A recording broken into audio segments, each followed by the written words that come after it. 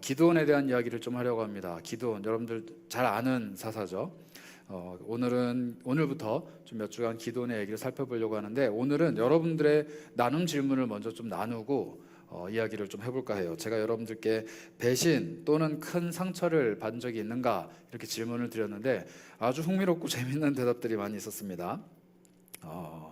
보통 이런 대답들인데, 나의 모든 비밀을 말할 정도로 의지했던 친구가 나를 등졌을 때, 친구 관계에서 좀 많이 배신이나 상처를 받았다고요. 이거 독특해요. 엄마가 나이를 속였음. 엄마가 나이를 속이는 건 어떻게 속인가요? 엄마가 어리게 말했을까요? 연세가 있으실까? 잘 모르겠네요. 예.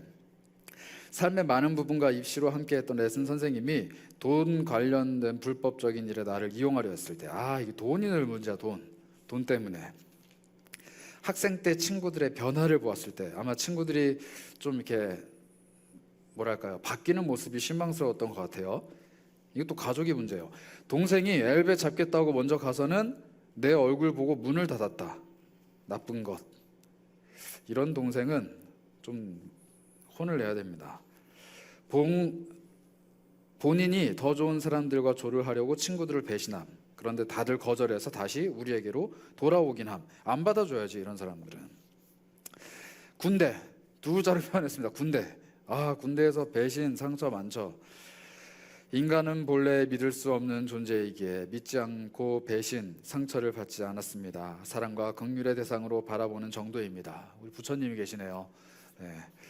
내 편이라고 믿었던 사람이 나에게 면박을 줄 때, 이것도 참 쓰라리죠. 내 눈앞에서 내 뒷담 까는 것을 봤을 때, 이런 사람들 눈앞에서 어떻게 이래요? 이거는 앞담이죠. 그냥 뒷담이 아니고. 실명이 거론돼서 죄송합니다. 뱅게임 중 믿었던 부관 남지선의 충격적인 배신, 무법자였음. 무슨 말인지 모르겠는데 아마 이거 보드게임 할 때였던 것 같아요. 남지선 오늘 안 왔나요? 남지선이 배신할 때입니다. 사수가 회사를 떠나 새로운 회사를 차렸을 때, 축하해줄 일이어야 되는데 이게 또 배신이나 상처가 될 수도 있죠. 가장 친한 친구가 나의 뒷담화를 했을 때, 친구들 또 친구에게 돈 빌리고 잠수 타서 손절당했던 상처를 받았습니다. 그러니까 돈을 빌려주면 안 돼. 빌려줄 돈 있으면 저한테 빌려주세요. 저는 손절은 안 합니다. 이거 슬프다. 갑작스런 이별, 사랑했다. 이별 당했네, 이 사람 지금 보니까. 또 가족의 문제입니다. 오빠가 날 때리던 걸 엄마가 알고도 모른 척했었다. 알고 있었던 거냐고. 엄마가 알면서도 모른 척했었대요. 이거는 엄마도 널 때리고 싶었던 거야. 근데 오빠가 대신 손을 대준 거야. 뒤에서 나에 대한 얘기를 왜곡해 전하던 사람이 제일 가까운 사람이었다. 왜 이럴까요, 정말. 고등학생 때 전교회장 선거에서 나와 가장 친한 친구가 상대 친구를 뽑았을 때,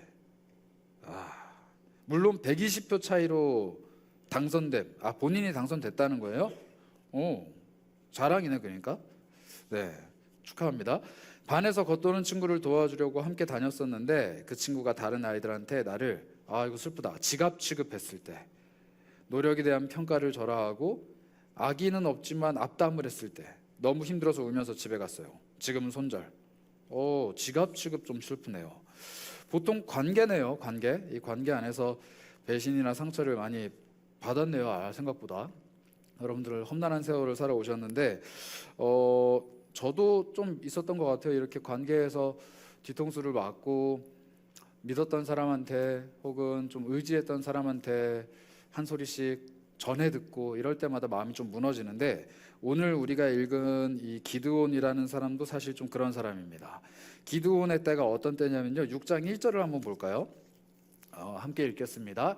이스라엘 자손이 또 여호와의 목전에서 악을 행하였으므로 여호와께서 7년 동안 그들을 미디안의 손에 넘겨주시니 라고 되어 있습니다. 7년 동안 미디안 사람들이 와서 이 기드온의 땅에 쳐들어와 가지고 이스라엘 사람들을 괴롭혔는데, 얼마나 심각하게 괴롭혔냐면 2절을 한번 보시죠. 2절. 미디안의 손이 이스라엘을 이긴지라 이스라엘 자손이 미디안으로 말미암아 산에서 웅덩이와 굴과 산성을 자기들을 위하여 만들었으며, 이렇게 얘기합니다. 이게 무슨 말이냐면은 사람들이 도시에서 살지를 못하고 쳐들어와서 너무 막 다 뺏어가니까 산으로 다 도망을 간 거예요. 산에 가서 들짐승들이 사는 동굴 혹은 산에 있는 바위 틈 막 이런 데서 굴을 파고 살 정도로 고생을 했다고 합니다. 근데 미디안이라는 사람들이 어떤 사람들이냐면 성경에 보니까 모세 알죠? 모세의 장인 어른, 그러니까 모세의 아내가 미디안 사람이에요. 그래서 출애굽할 때 이스라엘 사람들이 애굽에서 나올 때 미디안 사람들이 도와줬어요, 사실.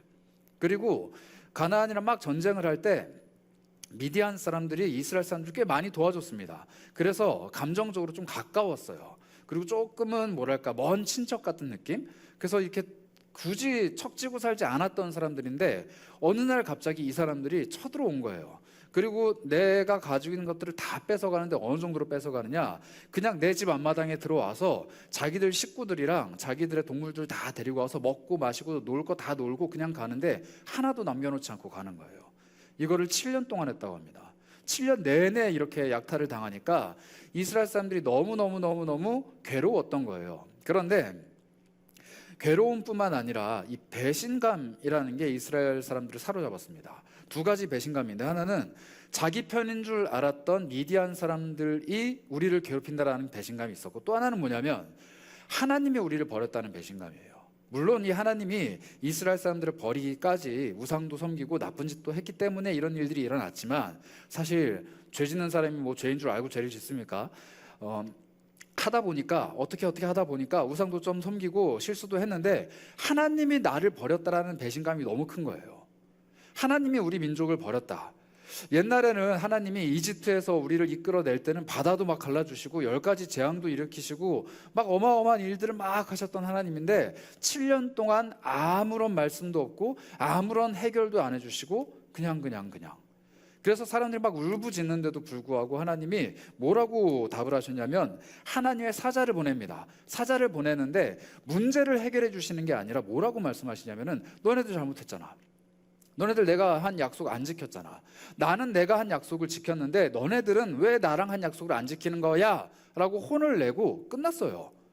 끝나고 이 여호와의 사자가 어느 한 동네를 들어갑니다. 그 동네가 어디냐? 바로 기드온이 살고 있는 동네예요. 이 동네에 들어갔을 때 이스라엘 사람들은 어떤 감정들에 좀 팽배하게 다 젖어 있었는가? 특별히 기드온은 어떤 감정에 젖어 있었는가? 체념, 그리고 단념, 이런 감정들에 좀 젖어 있었습니다. 여러분 혹시 체념이라고 할 때 체가 어떤 체자인지 혹시 아세요? 체했다 할 때 체인가요? 체는 어떤 체냐면요, 살피다예요. 살필 체.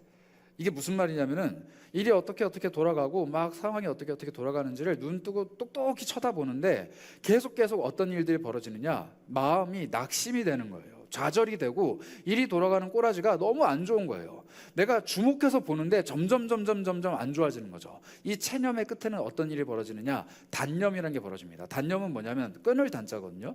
내가 더 이상 그 일을 안 살펴보는 거예요. 이스라엘 사람들이 하나님을 향해서 체념의 마음을 가지고 있었어요. 하나님을 계속 쳐다보는데, 하나님을 계속 주시하는데 내 인생에 아무런 일이 안 일어나는 거예요. 내 인생에 아무런 해결책이 일어나지 않는 거죠. 살필 채 계속 하나님을 살펴보는데 아무런 일이 일어나지 않으니까 마음에 체념이 찾아오고, 그 다음에 어떤 일이 찾아오느냐, 하나님을 끊어냅니다. 하나님을 끊는 거예요. 단념이죠. 하나님 더 이상 우리 인생에 관심이 없군요. 하나님은 더 이상 나의 하나님이 아니군요. 하나님은 우리 민족의 하나님이 아니군요. 라고 하나님을 밀어내기 시작합니다. 그때 찾아오는 현상 뭐냐면 우상 숭배예요. 근데 여러분들, 이런 모습이 우리에게도 있다라는 거예요. 우리에게도. 우리 인생에 문제가 찾아왔을 때 이 문제를 어떻게든 씨름하면서 해결하려고 합니다. 막 열심히 해요. 그런데 좀처럼 변화가 일어나지 않고 해결이 보이지 않을 때 우리가 이걸 단념하죠.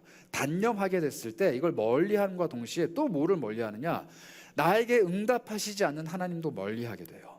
그리고 그 멀리함이 어떤 문제로 발생하느냐, 내 마음속에 또 다른 우상을 만들어내는 거죠. 이 문제를 해결해낼 수 있는 우상, 뭐 쉬운 예로 이렇게 이야기해 볼까요? 뭐 저 같은 경우는 좀 가난한 집에서 자랐기 때문에 어릴 때부터 제 컴플렉스나 제 괴로움이나 제 슬픔은 늘 돈의 문제였어요. 그런데 하나님한테 아무리 기도를 해도 돈은 해결이 안 되거든요. 그러니까 이 체념이 결국엔 단념으로 바뀝니다. 나는 부자가 될 수 없나 보다. 우리 집은 늘 이런가 보다. 그런데 제가 돈을 벌기 시작하니까 제 마음속에서 너무 쉽게 일어나는 현상이 뭐냐면 돈이 우상이 되는 거예요. 돈이 우상이 되는 것. 왜냐하면 이 돈으로 무언가를 해결할 수 있고 이 돈으로 내가 원하는 것들을 할 수 있다는 걸 알게 되니까 하나님이 아니라 그 해결책이 우상이 되는 거죠. 사람 사이의 관계에서 많은 상처를 받은 사람들, 하나님으로 이것을 해결하는 게 아니라 어떤 방식을 주로 택하나요? 또 다른 사람을 찾죠. 또 다른 사람을 찾아가서 내 모든 것들을 다 쏟아내면서 관계에 애를 씁니다. 그런데 그 관계가 또 깨지면은 체념과 단념을 거쳐서 다시금 또 다른 사람을 찾아 헤매죠. 사랑도 마찬가지고 관계도 마찬가지고 자기 인생에 자기가 가장 중요하게 생각하는 모든 가치들을 그렇게 계속 찾아서 헤맨다는 거예요. 그런데 그 헤맴을 하나님은 뭐라고 얘기하시느냐? 우상이라 이렇게 말씀하십니다. 기드온이 그런 체념과 단념에 빠져 있었는데 기드온의 삶에 우상이 있었어요. 왜 있었냐면 기드온의 아버지의 집에 우상이 있었습니다. 기드온이 꽤 잘 사는 사람이었거든요. 근데 그 아버지 집에 자기 집의 우상을 가져다 놓고 그 우상을 섬길 만큼 꽤 괜찮은 집안이었어요. 그런데 미디안이 쳐들어와서 늘 털어가니까 기드온이 그날만큼은 어떻게 했느냐? 원래는 이렇게 곡식을 타작마당이라고 해가지고 넓은 공터에 가서 이제 그 타작을 해야 되는데 숨어가지고 포도주를 짜는 그 즙 짜는 통 안에 들어가서 몰래 타작을 하고 있었습니다. 그런데 그때 하나님이 찾아오시죠. 그리고 나서 이렇게 말씀을 하십니다. 12절입니다. 12절을 한번 볼까요? 여호와의 사자가 기드온에게 나타나서 이르되 큰 용사여 여호와께서 너와 함께 계시도다. 이렇게 얘기합니다. 이 좀 아이러니 아니에요? 지금 기드온은 집에서 아버지가 우상을 섬깁니다. 왜냐하면 아버지가 하나님과 관계를 끊었어요. 하나님은 더 이상 우리의 소망이 아니다. 하나님은 더 이상 우리 문제를 해결해 줄 수 없다. 우리가 이 우상을 섬기자라고 집안이 결정을 한 거예요. 그래서 아버지가 우상을 숭배하는 사람입니다. 그런데 이 기드온은 어릴 때부터 뭘 듣고 자랐냐면 옛날 옛적에 우리 민족을 인도하신 그 하나님을 듣고 자란 사람이에요. 그러다 보니까 마음에 갈등이 있었던 것 같아요. 우리 아버지는 지금 하나님 더 이상 없다. 더 이상 하나님은 없는 존재다. 우리랑 상관없다. 선언하고 우상을 섬기고 있는데 그 마음속에는 예전부터 들어왔던 하나님에 대한 존재가 희미하게 남아있는 거죠. 이 갈등 상황 속에서 살고 있었던 기드온에게 여호와의 사자가 나타납니다. 자, 여호와의 사자가 나타났는데 중요한 거는 기드온은 이 사람이 누군지를 몰라요. 그냥 마주한 거예요. 그러니까 놀랬을 거 아니에요? 지금 숨어가지고 타작마당에서 타작하고 있는데 누가 짠 나타난 거죠, 가까이. 그래서 놀래가지고 누군가 하고 봤더니 첫 마디가 이거예요. 하나님께서 너와 함께 하신다. 그리고 그 뒤에 큰 용사여 이렇게 얘기합니다. 한국어 성경에는 큰 용사여 하나님이 너와 함께 하신다 이렇게 얘기하는데 히브리어 원래 성경을 보면 이렇게 돼 있어요. 짠 나타나자마자 하나님이 너와 함께 하시는구나. 너는 그래서 큰 용사다 라고 천사가 얘기를 하는 거예요. 기드온의 입장에서는 이거는 받아들일 수가 없는 겁니다. 왜냐하면 지금 기드온은 어떻게 하고 있어요? 혼자 숨어서 있거든요. 나 혼자 숨어서 지금 이 미디안이 쳐들어오고 있는 그리고 모든 것을 뺏어가고 있는 이 불합리한 상황을 피해서 혼자 굴에 들어가서 혼자 산성에 들어가서 혼자 포도주 틀에 들어가서 그냥 혼자 지내고 있는데 하나님이 나와 함께 하신대요. 그리고 이 말도 안 되는 상황을 말하면서 나보고 큰 용사라고 말을 하는 겁니다. 그때 기드온이요 뭐라고 대답을 했냐면 13절이에요. 기드온이 지금까지 쌓아놨던 감정을 막 쏟아내는 것 같습니다. 제가 읽어볼게요. 기드온이 이렇게 대답하는데요, 좀 길어요. 오 나의 주여 여호와께서 우리와 함께 계시면 어찌하여 이 모든 일이 우리에게 일어났습니까? 또 조상들이 일찍이 우리에게 이르기를 여호와께서 우리를 애굽에서 올라오게 하신 것이 아니냐 한 그 모든 이적이 어디 있습니까? 이제 여호와께서 우리를 버렸습니다. 미디안의 손에 우리를 넘겨주셨습니다. 막 쏴붙여요. 놀랬는데 오 하는 게 아니라 화가 나서 분노가 나서 막 쏴붙이기 시작하는 거예요. 말도 안 되는 소리 하지 말라고. 여호와가 계시다면 왜 이런 일이 일어나는 겁니까? 우리 아버지는 지금 우상 숭배하고 있고 우리 민족들은 지금 뿔뿔이 다 흩어졌고 우리 형제 자매는 산으로 들로 다 가서 어디에 있는지도 모르고 우리 집은 그나마 잘 사니까 집도 유지하고 지금 여기서 그냥 살고 있지만 정말 가난하고 보잘것없는 우리 백성들 산에 가서 지금 배 굶주리고 배고파서 저렇게 헐벗고 있는데 이런 일들이 왜 7년 동안 계속됩니까? 막 이야기하는 거죠. 어쩌면 이런 것일 수도 있어요. 우리에게 나타나서 하나님이 너희와 함께 계시는구나 라고 말하면 뭐 그럴 수도 있어요. 그런데 만약에 북한 사람들이라고 생각해 봅시다. 북한 사람들이 지금도 이제 주일이기 때문에 오늘 제가 뭐 몇 번 말씀드렸지만 북한에 있는 지하교회는 교회가 없기 때문에 산에서 들에서 예배를 드린다고 했잖아요. 그래서 돌아다니면서 몰래 남몰래 성도들끼리 만나서 서로 그 주기도문도 외우고 성경 말씀도 암송을 하고 낮은 목소리로 찬송도 읊조리고 그게 그들의 예배예요. 그리고 만나서 같이 그냥 기도하고 눈 뜨고 대화 나누듯이 기도하고 그리고 헤어집니다. 이게 북한 사람들의 예배인데 그 사람들에게 너희가 지금 하나님과 함께 있구나, 너희는 큰 용사구나 라고 이야기한다면 말이 된다라고 생각을 할까요? 우리는 지금 예배도 할 수 없고 지금 하나님보다 더 크고 강한 수령님이, 그리고 당이, 그리고 현실이, 그리고 가난이, 그리고 배고픔과 굶주림이 우리를 고통스럽게 하고 있는데 내가 큰 용사라니요. 뭐 북한까지 갈 것도 없고요. 우리 인생의 문제만 놓고 한번 생각을 해봅시다. 내 인생의 문제가 이렇게 많이 산적해 있는데 하나님이 나와 함께 하시고 내가 큰 용사래요. 그리고 이 모든 문제를 해결해 낼 수 있대요. 그러면 우리는 반문이 생기지 않냐는 거예요. 정말로 하나님이 나와 함께 계시는가? 이 질문을 하는 사람이라면 오늘 기드온에게 하시는 이 하나님의 말씀이 바로 그 사람에게 하는 말씀입니다. 그래서 한번 귀를 기울여 볼 필요가 있을 거예요. 제가 한번 한 시를 찾아봤는데요. 미구엘 드 우나무도라는 사람이 지은 시래요. 잘 모르는 사람이죠. 17세기의 시랍니다. 제가 읽어볼게요. 아무런 열정도, 마음의 갈등도, 불확실한 것도, 의심도, 심지어 좌절도 없이 신을 믿는 사람은 신을 믿는 것이 아니다. 그는 다만 신에 관한 생각을 믿고 있을 뿐이다. 다시 한번 읽어드릴게요. 아무런 열정도, 마음의 갈등도, 불확실한 것도, 의심도, 심지어 좌절도 없이 신을 믿는다라고 말하는 사람은 신을 믿는 것이 아니래요. 그냥 신에 관한 생각을 믿고 있다라는 겁니다.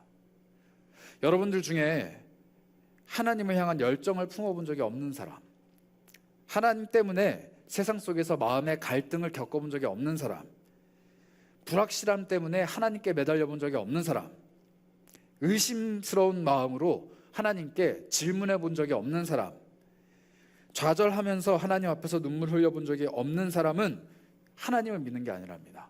그냥 하나님에 관한 생각을 믿는 거라는 거예요. 전 이게 되게 굉장히 와닿았습니다. 그래서 오늘 설교의 제목을 의심을 믿음으로 라고 이야기했어요. 의심하는 것도 믿음이더라고요. 하나님 정말 있는가? 라는 의심도 사실 믿음이에요. 믿음이 없으면 이 의심조차 하지 않습니다. 믿음이 없는 사람은 하나님 있겠지 뭐가 끝이에요. 왜냐하면 있으나 없으나 상관이 없거든요. 그런데 하나님을 믿는 사람은 이 의심이 찾아온다는 거예요. 하나님이 있는데 왜 이럴까? 하나님이 계시다고 하는데 왜 이런 일이 벌어지는 걸까? 하나님이 나를 붙들고 계시는데 나는 왜 이럴까라는 질문들, 이 퀘스천 마크가 계속 붙는 인생은 바로 믿음이 있는 인생이라는 겁니다. 그런데 이런 것조차 없는 인생은 정말로 하나님을 내가 믿고 있는 것인가 반문해 봐야 된다는 거예요. 평안한 인생이라고요? 그러면 사실 다행일 수 있어요. 그러나 오히려 어쩌면 믿음이 없기 때문에 평안하다고 착각하는 걸 수도 있습니다. 믿음이 있으면 이런 모든 질문들이 내 안에서 계속 용솟음쳐야 돼요. 이게 바로 믿는 사람들의 갈등이자 고뇌이거든요. 그래서 의심도 믿음입니다. 의심스러운 것도 믿음이에요. 이 의심을 품는 것 자체가 믿음의 시작점이자 믿음의 발전 과정이기 때문입니다. 그래서 이 기드온은 의심을 품고 계속 하나님께 질문을 하죠. 그때 14절을 볼까요? 14절에 여호와께서 그를 향해서 이렇게 말씀하십니다. 너는 가서 이 너의 힘으로 이스라엘을 미디안의 손에서 구원해라, 이렇게 얘기합니다. 너가 가진 힘으로 해봐. 내가 말했잖아. 하나님이 너와 함께 계시다니까. 그렇기 때문에 너는 큰 용사라니까. 그러니 너가 가진 힘으로 하나님의 이스라엘 백성들을 구원해내봐 라고 얘기를 합니다. 이거 완전히 동문서답이에요. 이 미디안이 얘기했잖아요. 기드온이 얘기했잖아요. 미디안이 우리를 쳐들어왔는데 이게 하나님이 계시면 이게 가능한 일입니까? 가능한 일입니까? 라고 물어봤는데 가능하지. 그러니까 네가 가서 해결을 해 라고 대답을 하시는 거예요. 이 얼토당토 않는 대답 앞에서 기드온이 다시 한번 질문을 하죠. 15절. 내가 무엇을 가지고 할까요? 난 아무것도 없습니다. 우리 아버지 집이 좀 잘 살긴 하지만 우리 아버지 우상을 섬기는 사람이에요. 내가 뭐라고요? 나는 우리 집에서 가장 막내예요. 난 가진 힘도 없고 어떤 것도 없고 아무것도 없어요. 지금 보세요. 숨어가지고 타작하고 있잖아요. 공동체가 다 끊어지고 뿔뿔이 흩어졌잖아요. 내 주변에 사람이 없다니까요. 라고 말하고 있는 이 기드온. 어쩌면은 이 기드온이 이야기하고 있는 바가 우리가 이야기하고 있는 바와 비슷하지 않을까 싶습니다. 여러분들 하나님 앞에서 소명이라는 것을 혹시 받아보셨는지, 혹은 하나님이 나에게 주신 소명을 따라서 살아가고 있는지 한번 생각해 봐야 될 것 같아요. 우리 지난주에 살펴봤었죠. 에훗이라는 사람, 이 왼손잡이 에훗이 하나님께 받았던 소명은 이 왼손을 사용해서 전쟁에서 승리를 거두게 하는 특별히 훈련받은 그 소명이었습니다. 그런데 이 사람이 지금 자기 손으로 하는 게 뭐였어요? 자기 적에게 가서 공물을 바치는 거였어요. 기드온도 똑같잖아요. 지금 기드온이 하나님의 큰 용사라고 부름받고 있지만 사실 자기가 지금 하고 있는 게 뭐예요? 먹고 살기 위해서 숨어가지고 그냥 사는 거예요. 우리도 똑같아요. 하나님께서 무언가 나에게 원대한 소명을 주신 것 같지만, 큰 꿈을 주신 것 같지만 현실을 보자고요. 그냥 그리스도인인 것도 다른 사람들에게 잘 드러내지 못하고 마치 타작마당이 아니라 포도주 짜는 틀 안에 숨어서 이 키즈를 하고 있는 기드온처럼 드넓은 세상에서 나는 그리스도인입니다. 나는 복음을 전하기 위해 이 세상에 왔습니다. 나는 하나님 때문에 살아갑니다. 라고 당당하게 드러내는 게 아니라 그냥 깨작깨작 신앙생활하고 하나님 믿고, 그렇지만 세상 사람들과 별반 다를 바 없이 살아가는 이 깨작거리고 있는 우리의 움직임이 마치 기드온의 움직임 같지 않냐는 거예요. 이 세상을 향해서 복음을 전해라. 제가 뭐라고요? 제가 뭘 할 수 있다고요? 저는 그냥 평범한 직장인인데요. 저는 그냥 평범한 학생인데요. 저는 그냥 별 볼 일 없는 사람인데요. 저는 인간관계가 넓지도 않고, 저는 그렇게 많은 영향력을 갖고 있지도 않고, 제가 아무리 목소리를 내도 사람들이 주목하지 않는데요. 너가 가지고 있는 그 힘으로 해라. 저에겐 힘이 없다니까요.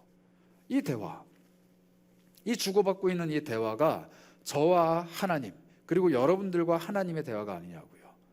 그런데 이 대화 속에서 하나님이 말씀하십니다. 뭐라고 말씀하시냐면요, 16절이에요. 우리 16절을 같이 한번 읽어보겠습니다. 16절입니다. 시작. 여호와께서 그에게 이르시되 내가 반드시 너와 함께 하리니 내가 미디안 사람 치기를 한 사람 치듯 하리라 하시니라. 반드시 내가 너와 함께 하겠다.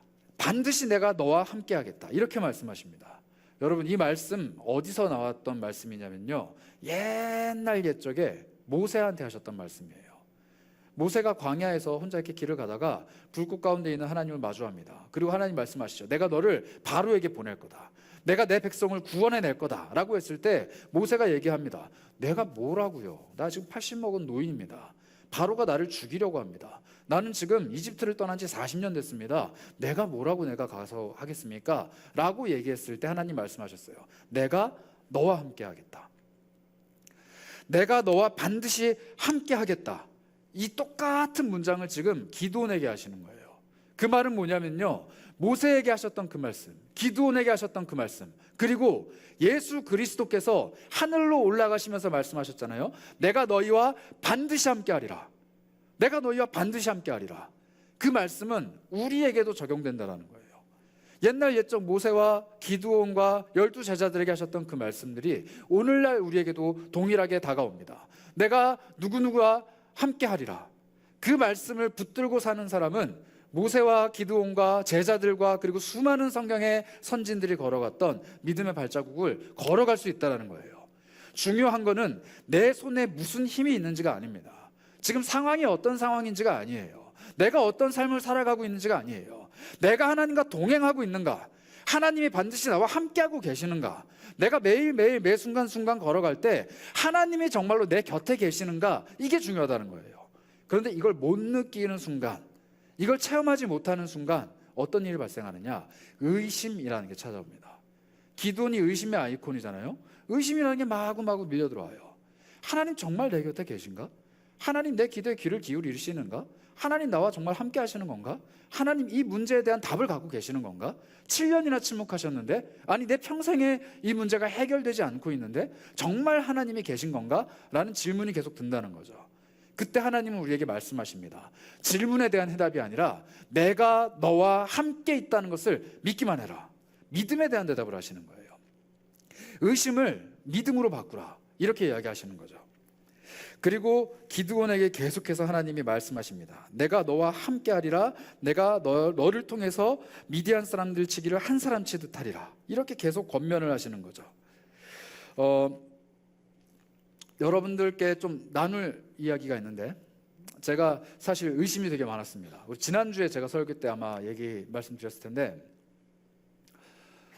캠퍼스 선교를 시작을 했잖아요.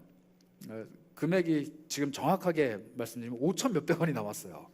5천 몇백 원이 남아서 캠퍼스 선교를 이제 시작을 해야 되는데, 와, 이거 어떻게 해야 되지? 라는 질문이 좀 제 속에 있었습니다. 불안감이죠, 사실.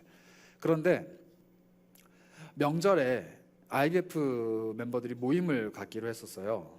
그런데 저희 교회에서 모임을 이제 갔는데 그런 친구들이에요. 명절에 그 집이 너무 멀거나 상황상 좀 여의치 않아서 내려가지 못하는 청년들이 모여가지고 이제 시립대 친구들과 광운대였나요, 과기대였나요, 뭐 이렇게 두 대학교가 모여서 모임을 갔는데, 간사님이랑 대화를 하다가 문득 그런 마음이 드는 거예요. 이거 우리 인어프 공동체가 좀 이들을 섬겼으면 좋겠다. 그래서 어떤 스케줄을 갖고 계세요? 라고 했더니 모여서 식사도 하고 뭐 윷놀이도 하고 이렇게 하신대요. 그런데 그럼 식사를 좀 섬겨볼까? 라고 하고 말씀을 드렸어요. 그때 너무 감사하죠 하면서 너무 행복해 하시더라고요. 그게 한 달 전쯤입니다.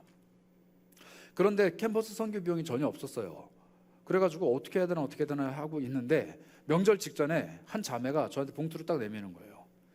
정확하게 그 식사 비용이었습니다. 20만 원이 들어있었거든요. 그래서 제가 우리 김민섭 전사님을 통해서 전달을 드렸어요. 그리고 감사한 마음으로 또 기도를 했습니다. 열심히 기도를 했어요. 하나님 너무 감사합니다. 정말 감사합니다. 이렇게 또 여기저기서 도와주시는 손길로 저희가 감당할 수 있게 해주시네요. 라고 기도를 하고 돌아봤는데 또 모자란 거예요. 왜냐하면 당장 내일 모레 화요일 날 우리 캠퍼스 선교 나가야 되잖아요. 근데 5천 원 있었단 말이에요. 5천 원 가지고 뭘 할 수 있는 상황이 아니잖아요. 그래서 제가 명절이 지나가고 목요일 날이었어요. 정확하게 목요일 날이었는데 마음이 너무 답답한 거예요. 어떻게 해야 되나. 물론 방법은 있습니다. 뭐 저희가 가지고 있는 재정을 먼저 끌어다 당겨 쓰고 여러분들을 구워 삶아가지고 캠퍼스 선교를 위해서 좀 힘을 모아주세요 제발 뭐 이렇게 할 수 있는데, 그러고 싶지가 않은 거예요. 그래서 기도를 했어요. 하나님 앞에. 기도를 하는데 뭐 해결책이 있습니까? 없잖아요. 그래서 제가 아내한테 너무 답답해가지고 카톡을 보냈어요. 카톡을 막 보내면서 이 얘기는 안 했습니다. 이 얘기는 안 하고, 왜냐하면 우리 아내 성격상 분명히 그럼 우리가 하자 이렇게 얘기할 거예요. 그래가지고 그거는 좀 부담돼서, 부담은 아니고 좀 뭐랄까요, 아내한테 부담을 주는 것 같아서 얘기 안 하고, 이제 사역이 펼쳐지는데 여러 가지가 부담이 된다, 그리고 막혀 있는 것 같다, 좀 뭔가 활로가 열렸으면 좋겠다 하고서 장문으로 제가 막 카톡을 이만큼 보냈어요. 보냈는데 아내가 안 읽었어요. 아직 안 읽고 기다리고 있는데 저한테 알람이 딱 오는 거예요. 그래서 제가 아내인 줄 알고 딱 봤는데 뭐가 왔을까요? 캠퍼스 선교 헌금이 온 거예요. 금액은 55만 원. 누군지 모릅니다. 여기 계신 분들 중에 한 분이라면 제가 감사 인사를 좀 전할게요. 혹시 저희 설교를 듣고 계신 분이라면 제가 감사 인사를 전할게요. 누군지 모르겠어요. 정말로 그때가 딱 14시 58분인가 뭐 59분인가 그래요. 제가 아내한테 카톡을 보내놓고 아내가 읽지 않고 있을 때 그 알람이 딱 뜬 거예요. 그래서 제가 읽지 않은 아내한테 또 연달아 보냈어요. 내가 방금 이렇게 카톡을 보냈는데 하나님이 나한테 이렇게 응답을 하신다. 이거 어쩜 좋냐. 우리 하나님 이런 분이다라고 제가 막 보냈어요. 그런데 저는 이 하나님의 응답도 되게 감사했는데 정말 소름이 돋았던 게 뭔지 아세요? 저희 아내 카톡을 제가 그대로 한번 읽어드릴게요. 3문장을 보냈는데 3번 이렇게 보냈거든요. 오빠는 약하지만 하나님은 강하시다. 미안해, 오빠라고 해서 좀 그렇죠. 우리 아내가 저를 오빠라 불러요. 오빠는 약하지만 하나님은 강하시다. 고로 하나님과 함께하는 오빠는 강하다. 이렇게 보내더라고요. 제가 이번 주 설교 묵상에 대해서 아내랑 나눈 적이 없어요. 그런데 제 설교의 핵심 키워드가 뭐냐면 하나님과 함께하는 사람은 강한 용사라는 거예요. 근데 그 고백을 아내를 통해서 저한테 들려주시더라고요. 제가 그 목요일 날 아침부터 오후까지 계속 뭘 했냐면요, 책상 옆에다가 이 사사기 6장 펼쳐놓고 계속 읽으면서 기도하면서 고민했어요. 하나님이 함께 하시는 사람은 강한 사람이라고 하는데, 나는 지금, 우리 공동체는 지금 뭐 아무것도 없어가지고 고민하고 있는데 너의 손에 있는 힘으로 해라 라고 말씀하시는 하나님을 제가 전해야 되는데 없잖아요. 그래서 구걸해야 되는 상황이 됐잖아요. 뭐 어떡해요. 그런데 하나님이 이렇게 보여주시더라는 거예요. 물론 우연일 수 있어요. 물론 우연히 제가 아내한테 탄식을 했고, 우연히 저한테 입금이 됐고, 우연히 제가 또 그 이야기를 아내한테 들었을 수 있어요. 그러나 저는 결코 우연이라고 생각하지 않아요. 너무나도 절묘하게 맞아떨어지지 않아요? 저는 묵상하면서 고민했거든요. 강한 용사여, 하나님이 너와 함께 하시느니라. 이 한마디의 문장을 가지고 어떻게 하면 우리 청년들과 이걸 나눌 수 있을까 고민하고 있었는데, 하나님이 보여주신다는 거예요. 오빠와 함께 하시는 하나님, 강한 하나님. 그러니 오빠는 강하다. 그래서 제가 소름이 돋아가지고 아내한테 이걸 얘기할까 하다가 참았습니다. 우리 청년들이랑 먼저 얘기하고, 오늘 저녁에 가서 아내들이라고 할 뻔했다. 큰일 났다.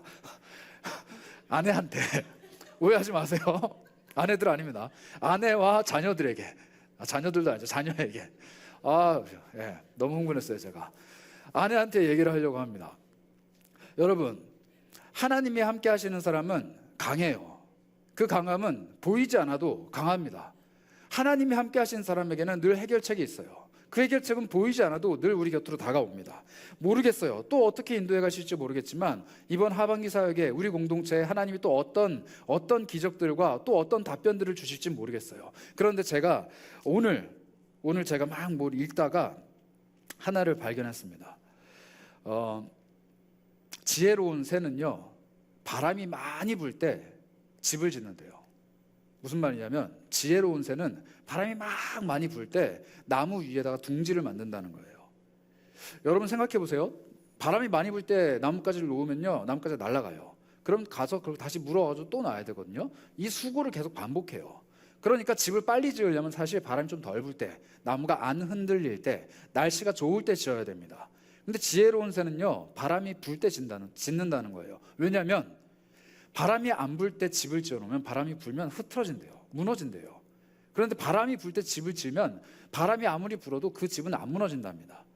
하나님께서 하나님의 사람을 훈련시켜 가시는 과정은 그런 과정이에요. 강한 용사가 되기 위해서는 강하지 않아야 돼요. 하나님과 함께하는 사람이 되기 위해서는 하나님이 안 계신 것 같은 상황을 경험해야 돼요. 하나님께서 채워주심을 경험하기 위해서는 내가 비어있는 것을 경험해야 된다는 거죠. 우리 공동체가 성장하기 위해서는 우리 공동체에 결핍이 있어야 됩니다. 여러분들의 삶이 하나님 앞에서 성장해 가기 위해서는 여러분들에게 주시는 하나님의 각양각색의 시험들과 고난들이 있다라는 거예요. 그 모든 것들을 지나갔을 때 하나님이 끝끝내 말씀하실 겁니다. 너는 강한 용사가 됐구나. 왜냐하면 이 모든 과정을 나와 함께 해왔기 때문에. 여러분들이 부디 그런 하나님의 음성을 듣는 사람들이 되셨으면 좋겠습니다. 그래서 여러분들께 권면을 드려요. 기드온은 결국 하나님의 사자의 말을 인정합니다. 그리고 마지막으로 한 가지 실험을 해요. 18절인데요. 내가 예물을 가지고 다시 주께로 와서 그것을 주 앞에 드릴 때까지 여기 계세요. 그리고 제가 다녀오겠습니다 하고 집으로 갑니다. 그리고 집으로 가서 뭘 하냐면요, 염소 한 마리를 잡아요. 그리고 곡식 한 에바를 가지고 온다고 하는데 이게 22kg입니다. 굉장히 많죠. 곡식 22kg예요. 쌀 20kg짜리 들어보신 분? 제가 이번 명절 때 할머니가 주셔가지고 쌀 20kg짜리를 들어갖고 차에 실었는데 진짜 무거워요. 그런데 염소 한 마리를 요리를 하고요, 쌀 22kg, 뭐 곡식 22kg로 빵을 만들면 엄청난 양이거든요. 근데 그걸 가지고 여호와의 사자 앞으로 와요. 그런데 당시에 미디안 사람들이 다 털어갔다라 그랬잖아요. 그러니까 이거 어마어마한 양인데 이걸 가지고 옵니다. 그리고 올 때까지 그 사람이 있나 없나 지켜봐요. 그런데 있는 거예요. 그 가서 드립니다. 드리는데 이 사람이 그걸 가지고 가는 게 아니라 어떻게 하냐면 불을 내려서 이걸 태워버려요. 제사로 받는 거죠. 그리고 호련히 사라집니다. 그리고 기드온이 깜짝 놀라요. 사람인 줄 알았는데 하나님이었던 거예요. 그래서 자기가 근심하고 걱정합니다. 와, 큰일 났다.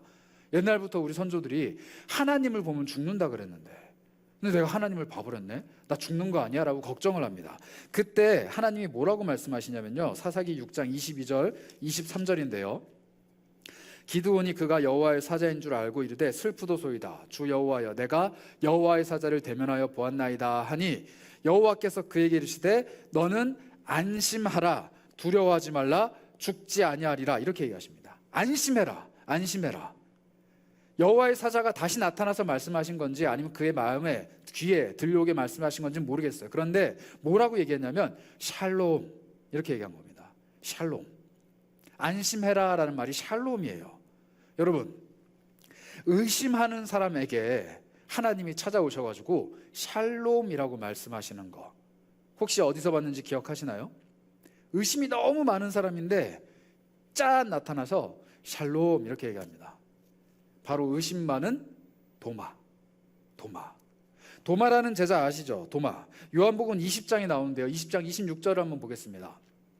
자막이 혹시 준비되어 있나요? 도마가 없을 때 예수님이 오셨다는 얘기를 듣고 안 믿었어요. 그리고 나서 26절 여드레 8일이 지나가고 나서 제자들이 다시 집안에 있을 때 도마도 함께 있었고 문들이 다 닫혀 있는데 예수께서 오사 가운데 갑자기 호련히 서서 이르시되 샬롬 너희에게 평강이 있을지어다 이렇게 말씀하십니다. 27절은 좀 이따 띄워주세요. 예수님이 말씀하시는 거예요. 샬롬. 마치 의심이 너무 많았던 기드온이 와 큰일 났다, 내가 의심을 했네, 하나님을 의심했네, 이거 어쩌면 좋지? 라고 고민하고 있을 때 하나님이 샬롬 이렇게 얘기했듯이 도마가 너무 많이 의심했거든요. 내가 그 옆구리에 손가락 넣어보고 내가 그 창자국 보기 전까지 나 못 믿는다. 그런데 실제로 나타나신 예수님이 샬롬 이렇게 말씀하십니다. 평안해라, 두려워하지 말아라. 그리고 나서 27절 한번 띄워주세요. 예수님이 이렇게 말씀하십니다. 도마에게 이르시되 손가락을 내밀어서 내 손을 보고 내 손을 내밀어서 내 옆구리에 넣어봐라 이렇게 얘기하십니다. 이미 예수님은 부활하신 걸 보여주셨어요. 그런데 뭘 요구하시냐면은 행동을 요구하세요. 손을 내밀어라, 내 손에 있는 이 못자국에 손가락 넣어봐라, 손을 내밀어라, 내 옆구리에 손을 넣어봐라. 행동을 요구하시는 거예요. 물론 이게 비유일 수도 있어요. 야, 너 이 정도인데도 안 믿어? 라고 하는 걸 수도 있지만 예수님은 우리에게 행동을 요구하신다는 거예요. 의심이 많은 자들일수록 행동해야 됩니다. 하나님을 향한 의심이 너무너무 많을수록 행동을 하라는 거예요. 마치 우리가 아무것도 없는데도 불구하고 캠퍼스 선교합니다 라고 선언하고 발걸음을 딱 떼는 순간부터 하나님이 동행하심을 보여주시듯이 여러분들의 삶에 어떠한 것을 의심스럽게 바라볼 때마다 먼저 믿음으로 행동하기 시작하면 하나님이 쫓아오십니다. 그리고 그 하나님의 살아계심을 우리에게 보여주십니다. 그 행동이 바로 믿음의 시작점이라는 거예요. 그래서 의심이 많은 사람일수록 행동을 해야 되고요. 행동하는 사람에게 하나님이 찾아오셔서 무엇을 주시느냐? 샬롬, 즉 평안을 주십니다. 여러분들의 삶의 진정한 평안은 행동할 때 의심스러울 때가 아니라 그 의심을 거두고 하나님 앞에서 믿음으로 한 발자국 내디딜 때 시작이 된다는 거예요. 그래서 샬롬은 상태가 아니라 관계라고 합니다. 성경에 보면은 하나님이 우리에게 샬롬을 말씀하실 때가 굉장히 많거든요. 너희들 평안했으면 좋겠다, 평안해라, 평안이 너에게 있을지어다, 너희들은 평안의 존재다 라고 말씀하시는데 대체적으로 어떨 때 나오냐면은 내가 너와 함께 있을 테니까 평안해라, 내가 너와 함께 있을 테니까 평안해라, 내가 너와 함께 있을 테니까 두려워하지 말아라, 평안해라, 안식해라, 마음의 위로를 얻어라 이렇게 얘기하세요. 하나님과 나와의 관계가 잘 맺어지면 맺어질수록 인생의 불안과 의심은 사라집니다. 반대로 내 인생에 의심과 불안이 많으면 많을수록 하나님과의 관계가 잘 못 맺어진 거예요. 그래서 여러분, 불안하면 불안할수록 뭘 하시면 돼요? 하나님과 함께 동행하는 것을 애쓰고 힘쓰고 쫓아가면 됩니다. 반대로 하나님을 정말로 힘써 쫓아가기 시작하면 내 인생에 찾아온 불안과 근심과 염려와 걱정은 조금씩 밀려날 거예요. 정신승리가 아니에요. 하나님의 약속입니다. 그냥 우리가 그렇다라고 머릿속으로 믿고 걸어가는 게 아니에요. 하나님이 그렇게 하시겠다라고 합니다. 그러니 한 발자국 정도는 내디뎌 볼 수 있잖아요. 의심스러워도 한 발자국 정도는 내디뎌 볼 수 있잖아요. 여호수아가 의심스럽지만 한 발자국 내디뎠을 때 요단강이 갈라졌어요. 모세가 의심스럽지만 지팡이를 딱 내밀었을 때 바다가 갈라졌다고요. 기드온이 의심스럽지만 여기 계세요, 저 갔다 올게요 라고 하고 많은 것들을 준비해서 돌아왔을 때 하나님의 하나님 되심을 봤다고요. 현실은 전혀 중요하지 않습니다. 현실은 뒤에서 애굽 사람들이 쫓아오고, 현실은 눈앞에 가나안 사람들이 있고, 현실은 옆에 있는 미디안 사람들이 나를 배신했을지라도 내가 지금 하나님 앞에서 믿음으로 한 발자국을 내디디면 하나님은 내 곁에서 함께 하신 것을 늘 보여주신다는 거예요. 그런 하나님이 저와 여러분의 하나님입니다. 그래서 여러분들에게 마지막으로 권면을 드려요. 여러분, 삶에서 체념하지 마세요. 그리고 단념하지 마세요. 체념과 단념, 아까 말씀드렸죠. 깊이 살펴보다가 더 이상 하나님이 일 안 하시는구나, 하나님 관심 없으시구나, 단념하지 말라는 거예요. 단념하기엔 이릅니다. 기드온이 하나님을 만나기까지는 7년이 걸렸어요. 여러분, 7년 동안 체념하고 단념하고 계십니까? 괜찮아요. 7년 지나간 후에는 하나님이 찾아오실 겁니다. 단념하지 마시고 의심이라도 하세요. 제발 하나님께 따져보기라도 하세요. 하나님께 질문만이라도 해보시라고요. 하나님 앞에서 탄식만 해보세요. 그러면 하나님이 답을 하실 겁니다. 해보자. 너가 가진 힘으로, 너 손에 있는 힘으로 해보자. 내가 너와 함께 하리라. 그 함께 하시는 하나님과 동행하는 것이 우리 삶을 살아갈 수 있는 힘과 비결입니다. 그러니 여러분, 제발 단념하지 마시고 의심도 괜찮으니 믿음으로 한 걸음씩 걸어가셨으면 좋겠습니다. 그래서 우리 함께 마음 모아서 이렇게 기도했으면 좋겠어요. 하나님, 내 마음속에 혹시라도 체념하고 있고 단념하고 있고 의심하고 있는 것들이 있습니까? 하나님 앞에서 포기하고 있는 것들이 있습니까? 하나님, 내가 탄식도 좋으니까 그 문제를 가지고 하나님과 씨름하게 하시옵소서. 그리고 내가 하나님과 함께 다퉈도 괜찮으니까, 하나님께 항변해도 괜찮으니까 이 문제를 가지고 하나님과 이야기를 할 수 있는 힘을 주시옵소서. 내가 더 이상 이거 멀리하지 않게 하시고 나의 문제를 하나님의 문제로 만들어낼 수 있는 힘을 주시옵소서. 그리고 그 문제 앞에서 대답하시는 하나님, 나에게 한 발자국을 떼라고 말씀하시는 하나님, 나와 함께 걸어가자고 말씀하시는 하나님, 내가 너와 늘 반드시 함께하리라 말씀하시는 하나님을 발견하게 하시옵소서. 그 하나님이 나의 하나님이 되게 하여 주옵소서. 우리 이런 마음으로 말씀을 기억하며 함께 잠시 기도하도록 하겠습니다. 기도합니다. 하나님 아버지, 그렇습니다. 우리 삶에 찾아오신 하나님을 우리가 발견하기 원합니다.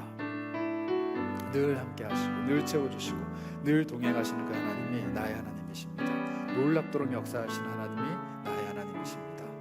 의심 많은 나를 하나님 돌보아 주시고, 정말로 하나님 아버지를 믿지 못해서 늘 탄식하며 항변하고 있는 나를 돌보아 주시고 그 마음을 어루만져 주시고 함께 가시니 너무나도 감사드립니다. 하나님 채워주시옵소서. 늘 채워주시옵소서. 성령의 능력으로 충만케 채워주시옵소서. 하나님, 그렇습니다.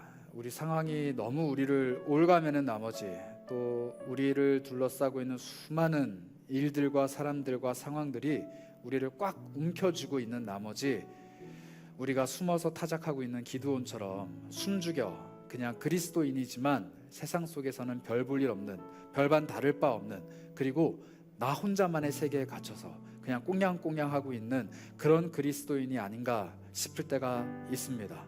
그런데 주님, 우리에게 찾아오셔서 말씀하십니다. 강한 용사여, 내가 너와 반드시 함께 하겠다. 내가 너와 함께 하기 때문에 너는 강한 용사다. 이렇게 말씀하십니다. 하나님, 사실 우리에게는 그런 강한 용사가 될 만한 자질도, 또 그런 비전도 꿈도 소명도 없습니다. 그런데 주님, 내 삶에 찾아오셔서 내 삶에서 할 수 있는 일들을 하게 하시고, 내가 할 수 있는 그 일들을 통하여서 하나님이 하시고자 하는 일들을 하나씩 하나씩 펼쳐가게 하신다고 하시니, 그 말씀을 한번 의지하고 신뢰해 보고자 합니다. 마치 기드온이 그러하였듯이 우리도 의심 가득한 마음이지만 이 마음은 잠시 내려놓고 하나님과 함께 한 발자국을 내딛는 것, 불안하고 염려되고 가진 것이 없고 초라하지만 하나님께서 채워주신다라는 확신을 가지고 한 발자국을 내딛는 것, 그게 바로 우리들이 될 수 있도록, 우리들의 삶이 될 수 있도록 인도하여 주시옵소서. 그런 꿈을 꾸며 그러한 삶을 살아가며 그렇게 한 발자국씩 내딛는 인어프 청년들이 되기를 간절히 소망합니다. 우리 모두에게 하나님과 동행하는 복과 충만한 은혜, 신령한 은사들을 베풀어 주옵소서. 우리 주 예수 그리스도의 이름으로 기도하옵나이다. 아멘. 우리 함께 찬양하며 주님의 은혜를 고백하도록 하겠습니다.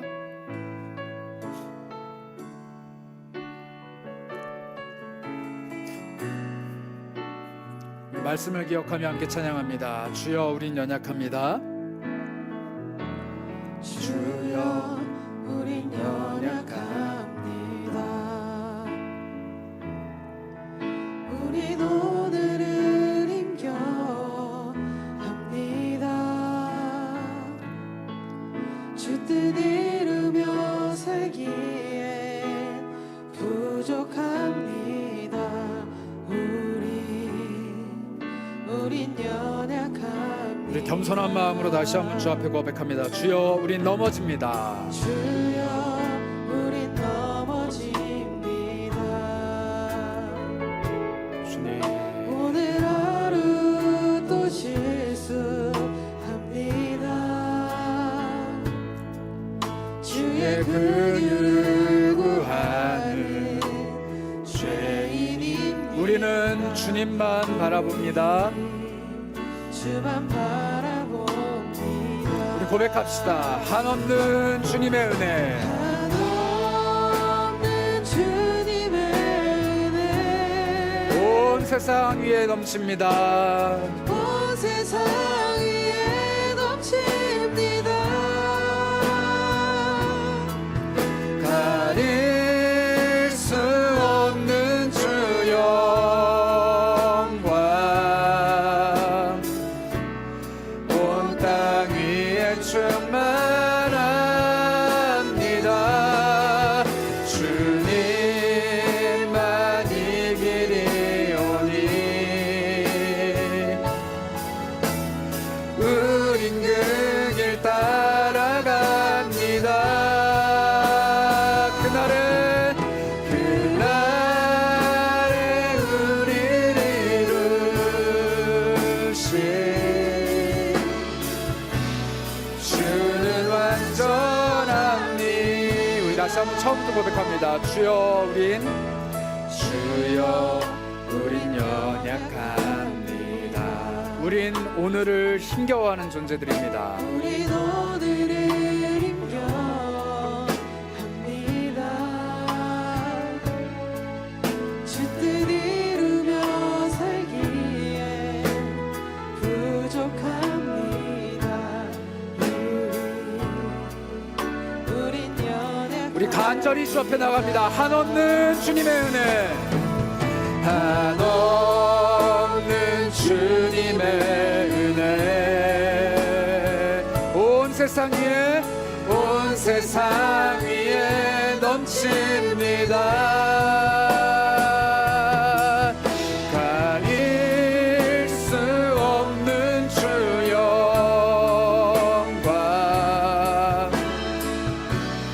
온 땅 위에 충만합니다.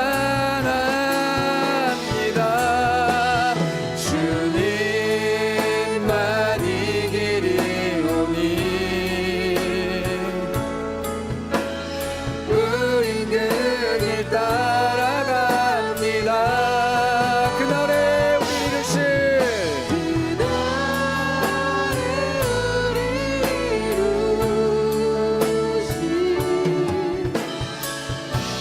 주는 완전. 우리 계속해서 고백합니다. 나는 믿네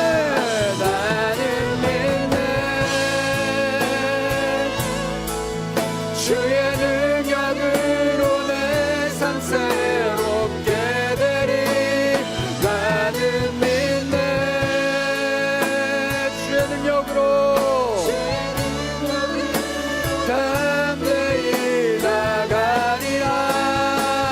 주와 함께 싸워 승리하리라는 날마다 믿음을. 다시 한번 고백합니다. 나는 주님을 믿습니다. 나는 믿네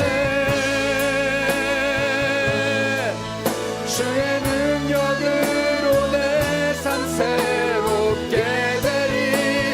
나는 믿네 주의 능력으로 담대히 나가리라. 주와 함께 싸워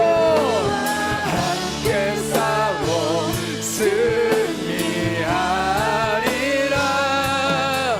날마다 믿음으로 나. 우리 마지막으로 고백합시다.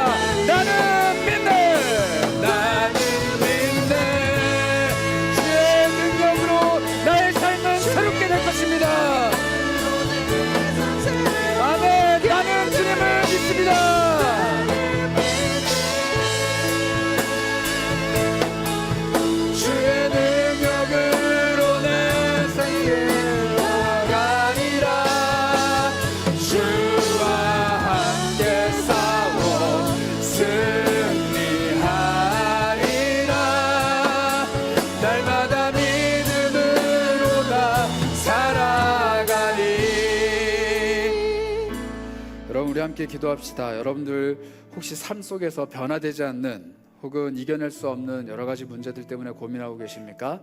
이 시간에 한번 기도했으면 좋겠습니다. 하나님, 내가 주님과 함께 그것을 이겨내기 원합니다. 그런데 내 손에 있는 힘이 아니라 나와 함께 하시는 주님의 동행하심으로 이겨내기 원합니다.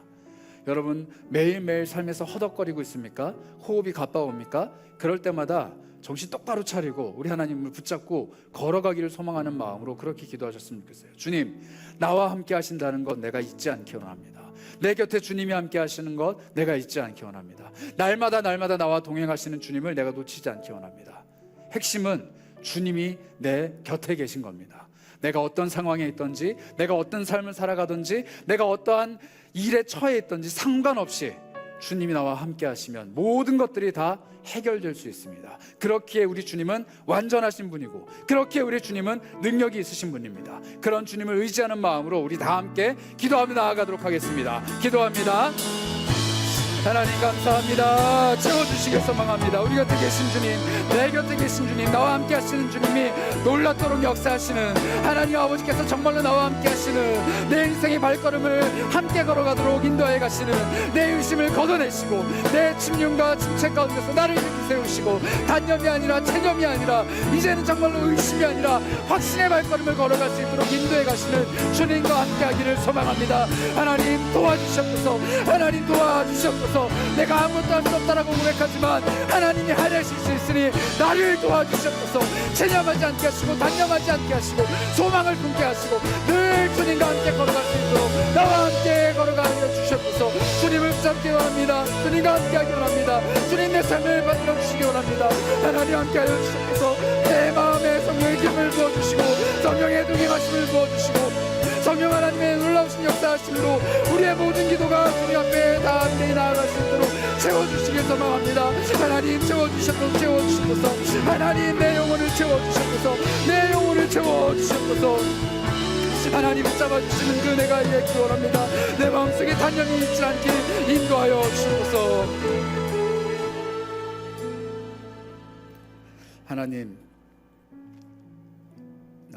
하나님이 내 곁에 계시다고 늘 그렇게 믿고 있지만 사실 잘 느껴지지가 않을 때가 많습니다. 마치 기드온이 7년을 탄식하며 하나님을 기다렸던 것처럼, 그리고 7년 만에 나타나신 하나님께 감사와 찬양보다는 왜 이런 일이 일어났냐고, 왜 이렇게 내가 살아가야 되냐고 따져들며 화를 냈던 것처럼 어쩌면 나는 하나님 앞에 그런 사람일지도 모릅니다. 나에게 왜 이런 일이 일어났냐고, 나에게 왜 이런 상황이 벌어졌냐고, 나는 왜 이렇게 살아갈 수밖에 없냐고, 나는 왜 이런 존재이냐고 하나님께 물을 수밖에 없는 그런 사람일지도 모릅니다. 그런데 우리가 하나님의 답변을 오늘 듣습니다. 내가 너와 반드시 함께하리라. 너가 그러한 몰골, 그러한 상황, 그러한 어려움, 그러한 상태임에도 불구하고 내가 너와 반드시 함께하리라. 그 한마디로 모든 것에 해답을 주시는 그 하나님을 우리가 찬양합니다. 나와 함께 하시는 하나님, 나를 인도해 가시는 하나님, 내 삶에 끊임없이 반드시 동행해 하시는 그 하나님을 우리가 찬양하기 원합니다. 하나님, 소망하기는 우리가 매일매일 걸어갈 때마다 하나님의 임재를 느끼기 원합니다. 정말로 작은 순간, 사소한 일, 정말 작은 대화와 작은 삶의 파편과 조각 속에서도 하나님을 찾아가길 소망합니다. 살아계신 하나님이 내 앞에 나타나기를 소망합니다. 그 하나님을 느끼길 소망합니다. 하나님께서 우리와 함께 하신다라는 사실을 잊지 않길 소망합니다. 그러니 하나님 앞에 예민한 마음을 주시고 늘 주님께서 깨어 돌보시고 우리의 삶에 하나님의 손길을 덮어주신다라는 것을 잊지 않고 살아가는 우리 모두가 되게 하여 주시옵소서. 주 앞에 예민한 영을 갖기 원합니다. 그렇게 우리를 돌봐 주시옵소서. 우리 주 예수 그리스도의 이름으로 기도하며 찬양하며 나아갑니다. 아멘. 우리 계속해서 찬양으로 고백하도록 하겠습니다. 내 아버지, 내 아버지, 그 품 안에서 내 영혼은 안전합니다. 주 손길로 내 삶을 나누시니 손길로 내 삶을 안으시니 그 평강이 나를 돕습니다. 우리 다시 한번 찬양합시다. 내 아버지, 내 아버지, 그 품 안에서 내 영혼은 안전합니다. 영혼은 안전합니다. 주 손길로 내 삶을 안으시니 그 평강이 나를 덮습니다. 나 비록 넘어지며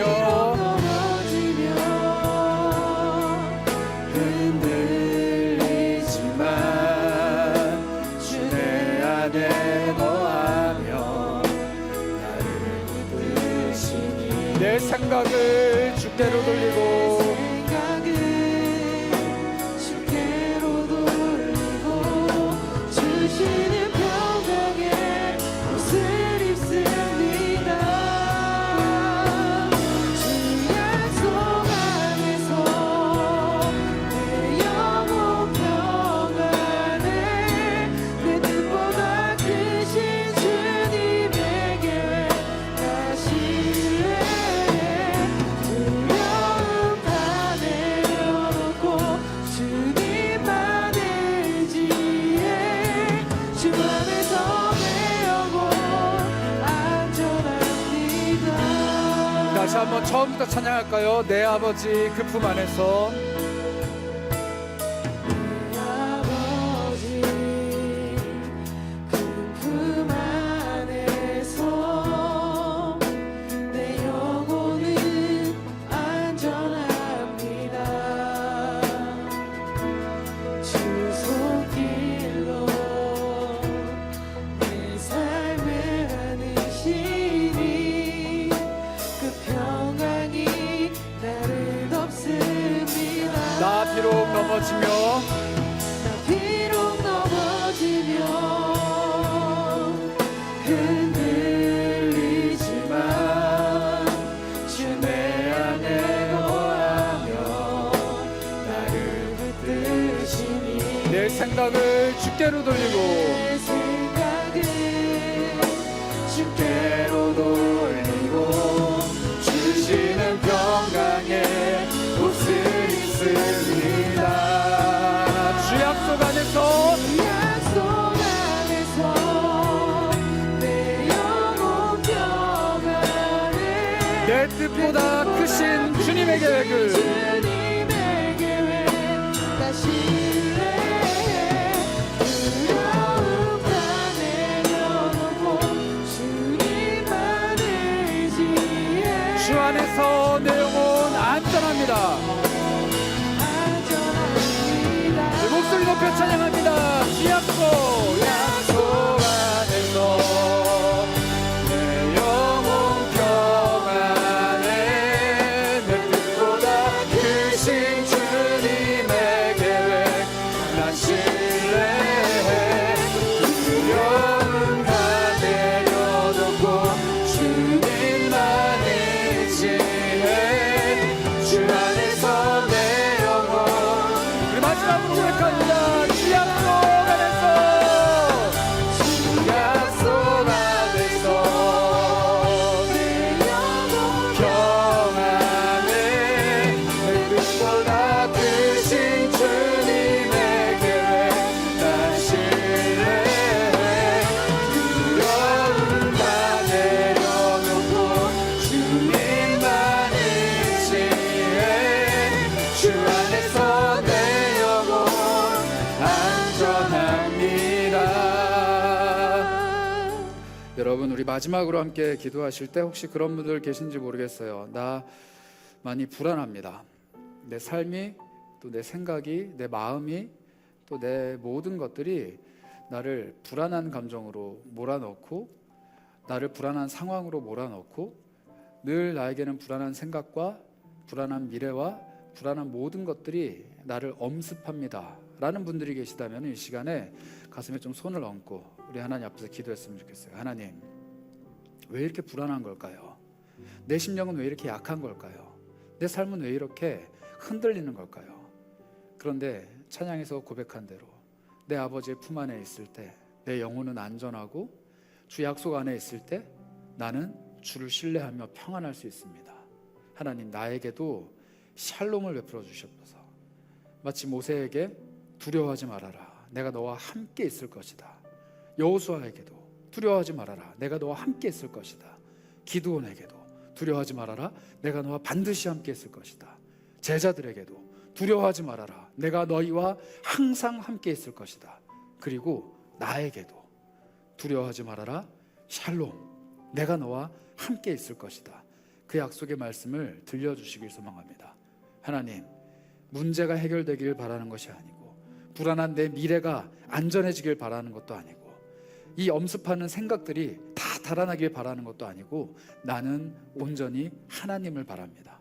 하나님이 나에게 찾아오셔서 나의 불안한 모든 것들을 해소해 주시고 정말 평안한 하나님의 샬롬을 내 속에 끌어오르게, 끊어지지 않는 그 샬롬을 하나님 아버지께서 끌어오르게 하여 주시옵소서. 그 마음을 누리길 간절히 소망합니다 라고 우리 한번 잠잠히 주 앞에 기도하며 나아가는 것은 어떨까요? 함께 기도하도록 하겠습니다. 하나님, 성령의 충만하신 물을 지켜주시옵소서. 놀라우신 은혜로 채워주시옵소서. 하나님, 한 명 한 명의 영혼들을 주께서 만져주시기 원합니다. 하나님, 영혼들 주 앞에서 찬양하기 원합니다. 채워주시기 원합니다. 주님 도와주시옵소서. 하나님, 귀한 영혼들 하나님께서 붙잡으시고 우리 적은 마음 만져주시고 하나님, 미래를 불안하니까 채워주시옵소서. 하나님, 성령으로 충만하게 채워주시옵소서. 삶이 불안하니까 성령으로 채워주시옵소서. 주님의 권능의 오른손으로 채워주시옵소서. 하나님, 나는 오늘도 축복합니다. 하나님, 이들을 채워주시옵소서. 성령으로 붙잡아주시옵소서. 하나님, 함께하여 주시옵소서. 놀라운 은혜로 채워주시옵소서. 성령의 충만하신 평안함으로 채워주시옵소서. 세상이 할 수 없는 평안으로 충만하게 채워주시옵소서. 주여, 함께하여 주시옵소서.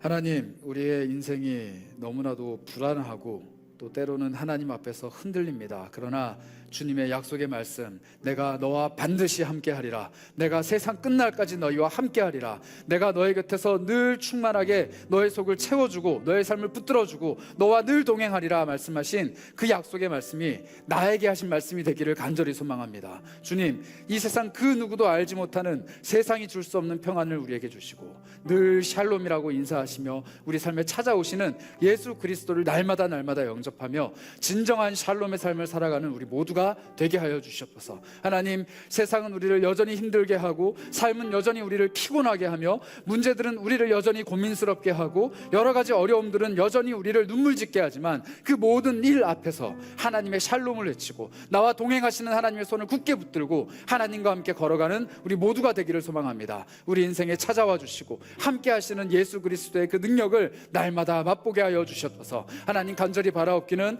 우리의 삶에 펼쳐질 수많은 일들이 하나님의 흔적이 되기 원합니다. 또 내일부터 펼쳐질 우리들의 삶이 하나님의 흔적을 찾아가는 삶이 되게 하여 주시고 삶의 작은 부분들까지도 작은 순간순간들까지도 나누는 모든 이야기들과 교제들과 만나는 사람들과 또 마주하게 될 모든 일들까지도 하나님의 손길이 묻어 있다는 것을 많이 깨닫고 하나님과 함께 동행하는 것을 날마다 깨닫는 예민한 사람들이 되길 소망합니다. 성령으로 충만케 하시고 예민한 영을 갖게 하사 하나님의 일하심을 발견해가는 우리 모두가 되게 하여 주옵소서. 특별히 우리 공동체가 펼쳐가고 있는 사역 위에 하나님께서 기름 부어주시고 함께 하시고 살아계심을 보여주시니 감사합니다. 이 모든 일들을 통하여서 우리가 힘을 얻고 능력을 얻고 담대히 날마다 걸어갈 수 있도록 인도하여 주시옵소서. 우리와 함께 하실 주님을 찬양하오며 우리 주 예수 그리스도 이름으로 기도하옵나이다.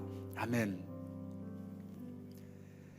지금은 우리 곁에 찾아오셔서 샬롬, 내가 너와 영원토록 세상 끝날까지 함께 하겠노라 말씀하신 우리 구주 예수 그리스도의 한이 없으신 은혜와 그 아들을 우리에게 보내어 주시고 날마다 살아계심을 드러내시는 우리 하나님의 크신 사랑하심과 이제는 서로가 서로에게서 하나님의 사랑을 발견하게 만드시고 서로의 교제 안에서 살아계신 하나님을 느끼게 하시는 성령 하나님의 교통하심이 함께 고개 숙인 인어프 공동체원들과 함께 예배한 모든 이들의 심령과 머리 위에 지금부터 영원까지 함께 있을지어다. 아멘.